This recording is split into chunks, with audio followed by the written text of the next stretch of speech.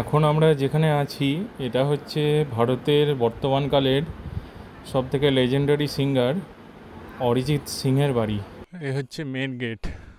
আছে মুঘল যুগের পৃথিবীর বিখ্যাত ভাস্কর্য, পাথরের জাফরি, শত্রু ধরা টেস্টিং জার, হীরাবাইয়ের ছবি আর ৩০০ বছর আগেকার খাজনা আদায়ের যাবতীয় বহি। এই বাড়িটা হচ্ছে জগৎ শেঠের বাড়ি। এই যে এই হলো হাজারদুয়ারি। সকালবেলায় একদম ফাঁকা। এখানে শুনেছি সিনেমার শুটিং হয়।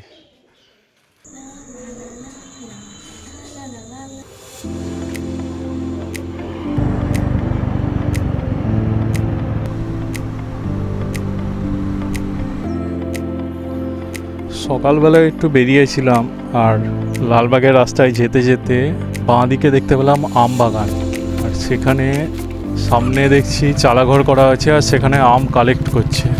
ঘুরে যায়, দেখা করে যায় আম কত করে দিচ্ছে। এত নিচু, গাড়ি নামাতেও ভয় লাগছে। এ হচ্ছে আমাদের লালবাগ মুর্শিদাবাদের আম বাগান। এখন যে বিক্রি করছে তার তাড়া আছে, সে এখন বাজারে আম নিয়ে যাবে মার্কেটে, তাই এখন সে আম বিক্রি করবে না এখানে। এখন যাচ্ছি ঐতিহাসিক শহর লালবাগের পথে। প্রায় চলে এসেছি, সামনে বাঁকটা নিলেই লালবাগ। এখন যে রাস্তা দিয়ে যাচ্ছি এটা সোজা গেলে হাজারদুয়ারি।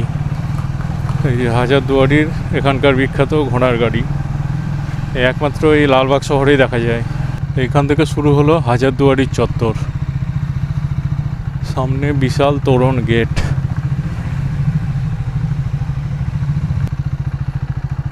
এগুলো সব রিসেন্টলি রিস্টোর করা হয়েছে, এই সামনের গেটগুলো। পিছন যেরকম সেরকমই পুরনো রয়েছে, অনেক কিছু ধ্বংস হয়ে গিয়েছে। এই যে এইদিকে গেট, আর এখানে সব নিজের বাড়ি বানিয়ে নিয়েছে। ওই পাশ দিয়ে আমাদের গঙ্গা বয়ে চলেছে, ভাগীরথী নদী। এই প্যালেসটার নাম হলো ওয়াসিফ মঞ্জিল প্যালেস। এখন সকালবেলায় সমস্ত কিছুই বন্ধ, বেলা হলে আস্তে আস্তে খুলবে সব। সব দোকানিরা আস্তে আস্তে পসরা সাজিয়ে বসছে। এখন বাসছে সকাল 6:52, সেই জন্য এত ফাঁকা। নাহলে বেলা করে এলে অনেক পর্যটকের ভিড়ে রাস্তা ভরে থাকে একদম। যদিও এটা হলো হাজারদুয়ারির পেছনের দিক, সামনের দিকটা ডান দিক দিয়ে রাস্তা রয়েছে, সেই দিকে গেলে সামনের দিক পাওয়া যাবে। এই যে আমার ডান দিকে এটা হলো হাজারদুয়ারি। সকালবেলায় একদম ফাঁকা, বেলা হলে দাঁড়ানোর জায়গা পাওয়া যাবে না, এত মানুষে দেখতে আসে। উপরে যে পাখির আওয়াজগুলো আসছে এগুলো হচ্ছে টিয়া পাখি। হাজারদুয়ারির ছাদে যে কত টিয়া পাখি বসে আছে তার ঠিক নেই। আর সামনে ওইখানে যে মসজিদটা দেখা যাচ্ছে সেটা হচ্ছে ইমামবাড়া। এটা বছরে একবারই ওপেন করা হয়, কোন সময়ে আমার ঠিক জানা নাই। আর এই সামনে এখানে যেটা আছে এটা হচ্ছে ক্লক টাওয়ার। হাজারদুয়ারির এখন পেছনের দিকে এসেছি, এটা দিয়ে আমরা সোজা বেরিয়ে যাব। আর এই পাশে হচ্ছে গঙ্গার ধার, আর আমার পিছনে এইদিকে হচ্ছে হাজারদুয়ারি। এই পারে হচ্ছে জগৎ শেঠের বাড়ি, আরও সোজা গিয়ে জিয়াগঞ্জের কিছু আগে। আর ওই পারে রয়েছে গঙ্গার ওই পারে রয়েছে সিরাজউদ্দৌলার সমাধি। মনে হয় জায়গাটার নাম খোশবাগ। এই যে সামনে এইদিকে গঙ্গা, গঙ্গার ওই পারে বেশ কিছুটা যেতে হবে, সেখানে সিরাজউদ্দৌলার সমাধি রয়েছে। সকালবেলায় আসা হলো 7টা বাজছে, কিন্তু এত রোদ হয়ে গিয়েছে মনে হচ্ছে অনেক বেলা, মোটামুটি 9টা-10টা এরকম মনে হচ্ছে এখন সময়। সামনে ওখানে কাঁঠাল গাছ আছে, কাঁঠাল গাছে কাঁঠাল ঝুলছে। এই হচ্ছে আমাদের ঐতিহাসিক হাজারদুয়ারি। কত মানুষ যে বাইরে থেকে এটাকে দেখতে আসে সারাদিনে তার ঠিক নেই, কত দূর দূর থেকে আসে। আর আমাদের এটা দিয়ে প্রায়ই যাওয়া আসা করা হয় ওই সামনের রাস্তা দিয়ে, আর ভেতরে আসা খুব কমই হয়। এখন হাজারদুয়ারির পেছনের এই মার্কেটগুলো সব বন্ধ, নাহলে এই দোকানগুলো পরপর ওপেন হয়ে থাকে। পরিবেশটা খুব সুন্দর, ক্যামেরায় তো তোমরা বুঝতে পারবে না। এই ফিলটা নিতে গেলে সশরীরে এখানে আসতে হবে। চলো বেরিয়ে যাই, দেখি এখন কোথায় যাওয়া হয়। 7টা 5 বাজছে, বেশিক্ষণ দাঁড়াতে ইচ্ছা করছে না ওয়েদারের জন্য।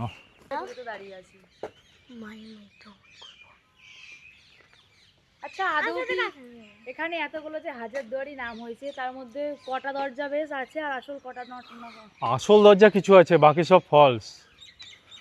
ওই সব আসল ফলস সব মিলিয়েই 1000টা দরজা, সেই জন্য নাম হাজারদুয়ারি।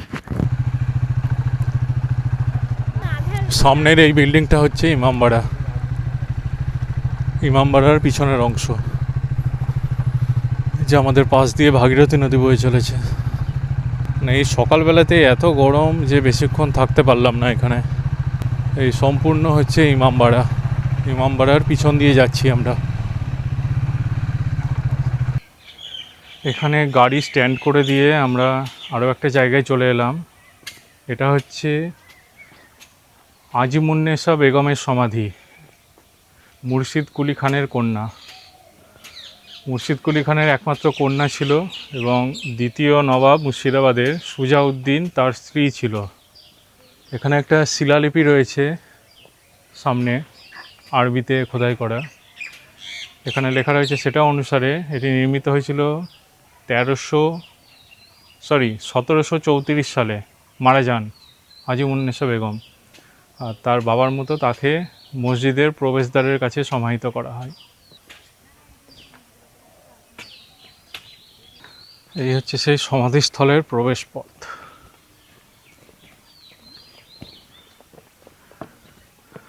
এখানে আরও কিছু স্থাপত্য ছিল নিশ্চয়, এখন শুধু ভগ্নাবশেষ পড়ে আছে।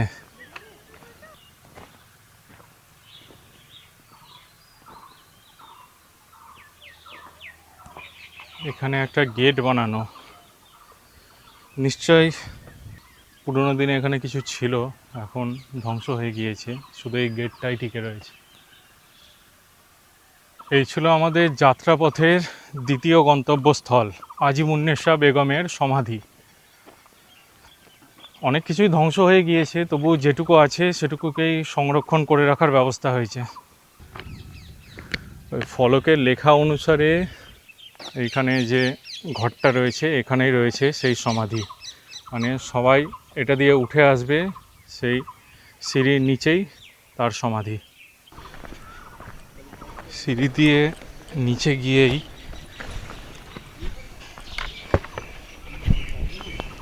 এইখানে রয়েছে আজিমুন্নেসা বেগমের সমাধি।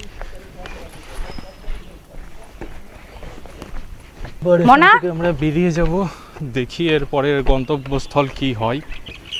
মানে এত গরমের জন্য আর ইচ্ছে করছে না। আবারও পথে এগিয়ে চলেছি, আর যেতে যেতে চোখের সামনে আরও একটা স্থাপত্য। এটা হলো ঐতিহাসিক নসিপুর রাজবাড়ি। লেখা রয়েছে 1776 খ্রিস্টাব্দে রাজা দেবী সিংহের দ্বারা প্রতিষ্ঠিত।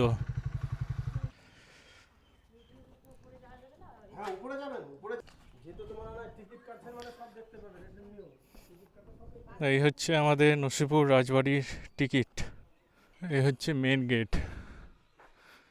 এখানে কি কি রয়েছে এখানে লেখা আছে মুঘল যুগের পৃথিবীর বিখ্যাত ভাস্কর্য, পাথরের জাফরি বা জাল, তৈলচিত্র, রাজ প্যালেসের মডেল, নাচমহল, শুটিং স্পট, 25 চূড়ার মন্দির, সোনার রামসীতা, কোষ্ঠী পাথরের কালী মন্দির ও মদন মোহন মন্দির, শত্রুধরা টেস্টিং জার, হীরাবাইয়ের ছবি, লোহার লকার, কাঠের সিন্ধুক আর ম্যাপঘর, আর 300 বছর আগেকার খাজনা আদায়ের যাবতীয় বহি এবং অনেক জিনিসপত্র।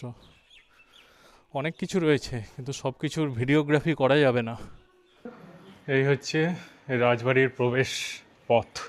এই বিল্ডিংগুলো এর আগে এসেছিলাম, অনেক পুরনো ছিল, এগুলোকে রেনোভেট করা হয়েছে দেখছি। আর এখানে এই রাজবাড়ির সোলার রেপ্লিকা রাখা রয়েছে। এখানকার ম্যাক্সিমাম জিনিস অ্যাবান্ডন হয়ে পড়ে আছে। সামনে এখানে দালানে বজরংবলীর মূর্তি। এইখানে রয়েছে মস্ত বড় এক দালান। এখানে শুনেছি সিনেমার শুটিং হয়। ইদানিং মনে হয় না কোনো শুটিং হয়েছে বলে, কারণ যেরকম অবস্থায় পড়ে রয়েছে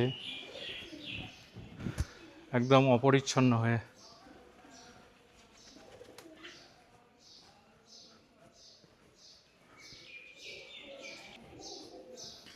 আমরা অনেক দিন আগে, মোটামুটি 7-8 বছর আগে এসেছিলাম, তখন এত অপরিষ্কার ছিল না এই জায়গাটা।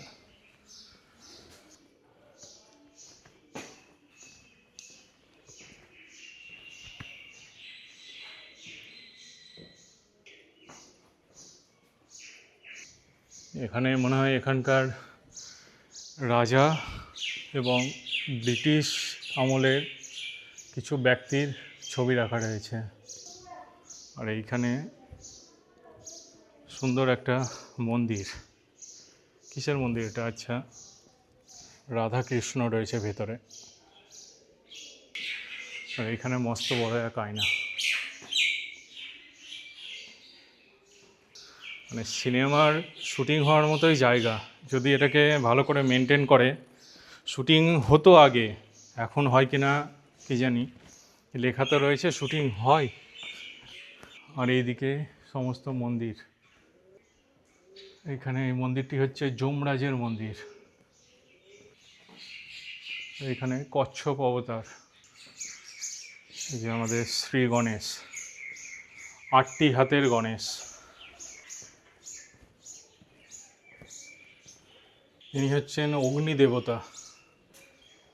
জায়গাটা এখন একদম ফাঁকা, আর রাত্রেবেলায় এলে যে কারো ভয় লেগে যাওয়ার মতোই ব্যাপার হবে। দিনের বেলাতে এত নিস্তব্ধ, রাত্রেবেলায় যে কীরকম হয় কল্পনাই করতে পারছো। এখানে আরও অনেক ভগবানের মূর্তি রয়েছে, প্রত্যেকটা চত্বরে এরকমভাবে বানানো রয়েছে। প্রত্যেকটাতে এক একটাতে এক এক রকম ভগবানের মূর্তি রয়েছে। সকালবেলায় আসা হয়েছে, একটা ভালো হলো যে ফাঁকা পাওয়া গেল। অনেকে ভিজিট করবে নিশ্চয়, যত বেলা হবে তত মানুষের ভিড় হবে। প্রকৃত রাজবাড়ি যেটা এখনও টিকে আছে, সেই রাজা আর নেই, কিন্তু সেই রাজবাড়ি থেকে গিয়েছে। এই হচ্ছে মন্দিরের সেই চূড়া, অনেক দূর থেকে দেখা যায়। এমনকি যে রেল লাইন রয়েছে কলকাতা থেকে লালগোলা পর্যন্ত, সেই ট্রেনে যাওয়ার সময়ও লালবাগ পার করেই এই মন্দিরের চূড়া দেখা যায়।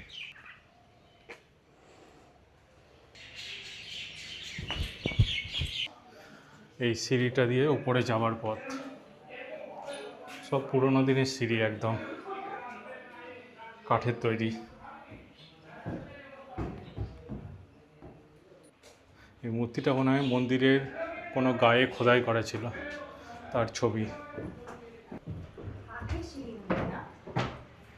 হ্যাঁ, কাঠের সিঁড়ি। ম্যাডাম দেখছো কাঠের সিঁড়ি আগেকার রাজাদের কেমন হতো।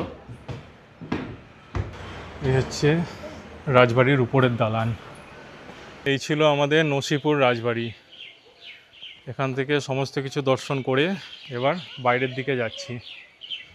আমাদের বাইক রাখা রয়েছে সামনে, এবার বাইক নিয়ে দেখা যাক কোথায় যাই। এখন বাজছে সকাল 9:15। অনেক ঘোরা হয়ে গেল, মানে অনেকক্ষণ টাইম কাটানো হলো এই রাজবাড়ির ভিতরে। রাজবাড়ির ভিতরে অনেক জায়গায় ছবি তোলা বারণ, সেখানকার ছবি তোমাদেরকে দেখাতে পারলাম না। আর রাজবাড়ির সামনে এখানে সুন্দর একটা বাগান করে রাখা রয়েছে। ওইদিকে সোজা গেলে জিয়াগঞ্জ, আর এইদিকে গেলে লালবাগ পড়বে। রাজবাড়ি থেকে বেরিয়ে এখন চলেছি জিয়াগঞ্জের দিকে। আর সামনেই এই বাড়িটা হচ্ছে জগৎ শেঠের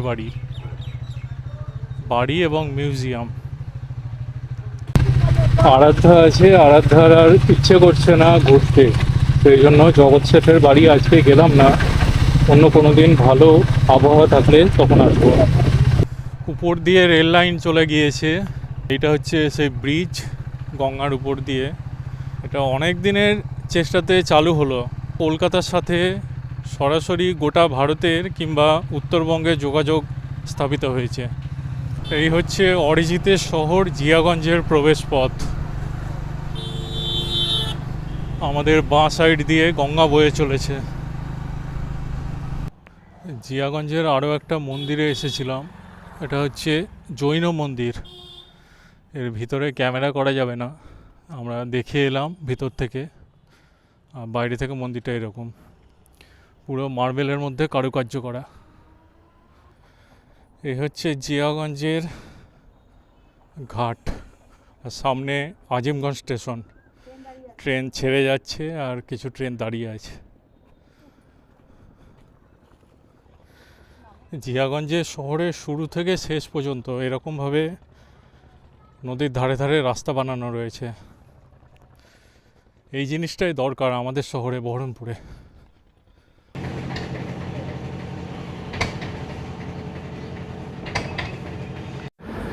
এখন আমরা যেখানে আছি এটা হচ্ছে ভারতের বর্তমানকালের সবথেকে লেজেন্ডারি সিঙ্গার অরিজিৎ সিংয়ের বাড়ি, জিয়াগঞ্জের ঠিক কেন্দ্রস্থলে। আজকে ঘোরাটা অনেক হয়ে গেল এই রোদের মধ্যে। সব শেষে অরিজিতের বাড়ি দেখে এখন যাচ্ছি বাড়ির দিকে। আমরা এখন রয়েছি জিয়াগঞ্জের প্রথম ফেরিঘাটে। সূর্য অস্ত যেতে চলেছে আর সামনে এখানে শ্রী শ্রী রামকৃষ্ণ মন্দির। ঘাটটা এত সুন্দর করে বাঁধানো, কতজন এসে এখানে সময় কাটাচ্ছে। আজকে আশা করি ভিডিওতে এই পর্যন্তই। সম্ভব হলে আরও কিছু দেখানোর চেষ্টা করছি, নইলে আবার অন্য কোনো ভিডিওতে দেখা হবে।